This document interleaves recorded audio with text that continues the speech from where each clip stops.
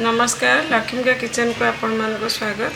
आज आम बनइबा चुंगुड़ी चुंगुड़ी देहरे आम नड़िया और बैगन देकी बनइबा। चुंगुड़ी मुझे नड़िया नहीं बैगन टमाटर आम बनइबा स्टार्ट करवा। बनइबा आगु मुझे देख बैगन को भल ये साइज कर काटिकी रखी। नड़िया को मु ग्राइंडिंग करके तार रस बाहर करके रखी। चुंगुड़ी भाजिकी रखी। अदा रसुण पेस्ट पियाज काटिकी रखी। टमाटर कटा हो अच्छे। एवं आम बनइबा आरंभ करवा। आम कड़े गरम हो गले आम एथर तेल पकेबा। आम गरम हो आसले एथर आम बैगन जो काटिकी रखी भाजवा आगे ये आम लुण दबा।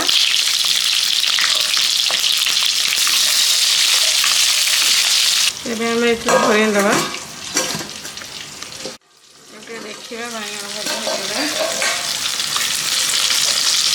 देख बैगन भजा हो आसले ये आम काढ़ीदबा।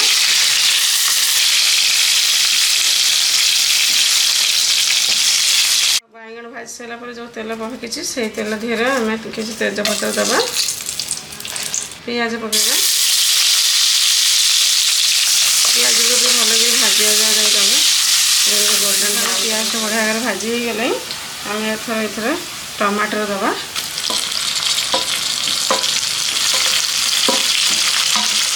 टमाटर दे सारा पर लुण पकेबा। टमाटर जल्दी नरम हो।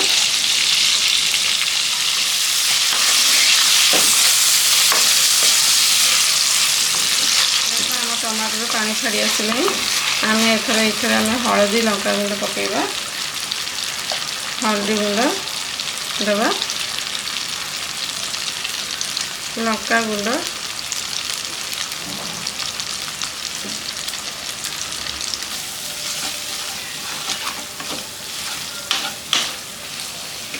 एवं अदा रसुण पेस्ट दबा।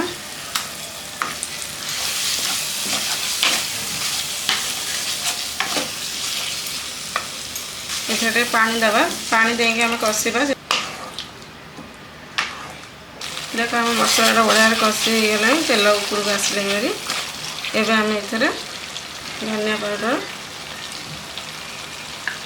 मीट मसला दबा।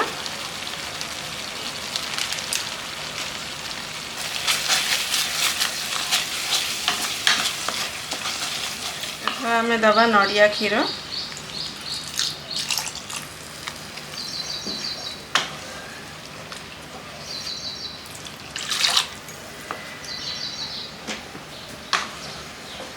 हमारे फुटी आसले आम आम चुंगुड़ी दबा। लुण पकेबा टेस्ट करिकी लुण दबा।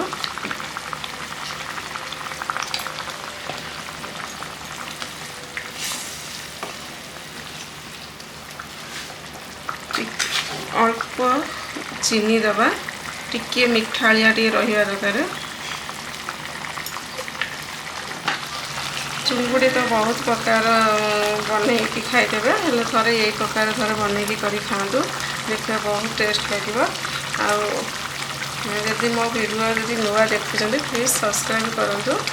आहरी नुआ नुआ वीडियो देखापी आहरी भल भल वीडियो भी अच्छी मुझे अपलोड भी कर भी देखिपारे। एवं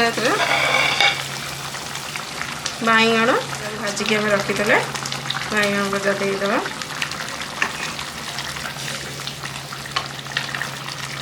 बहुत सुंदर बास्ना आसूँ। पर आपण मैंने घरे निश्चिंत बनईकी कर खाई मत कमेंट बॉक्स में निश्चय जनातु केमती लगे। देख आम ग्रेवी आमर हो गला। आम लास्ट को आम कस्तूरी मेथी पकेबा।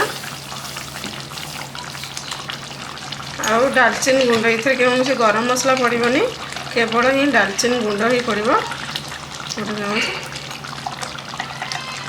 बनीगला बैगन चुंगुड़ी नड़ियार रसा।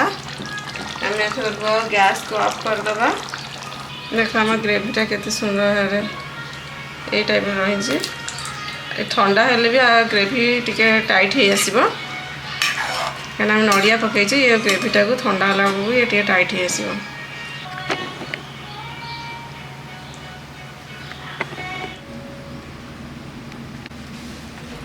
देख बनीगला आमर चुंगुड़ी बैगण नड़िया देकी रसा आपण मैंने एमती घरे बनईकर खातु भल लगी मत कमेंट बॉक्स में जनातु मो चैनल को सब्सक्राइब करूँ शेयर भी करूँ।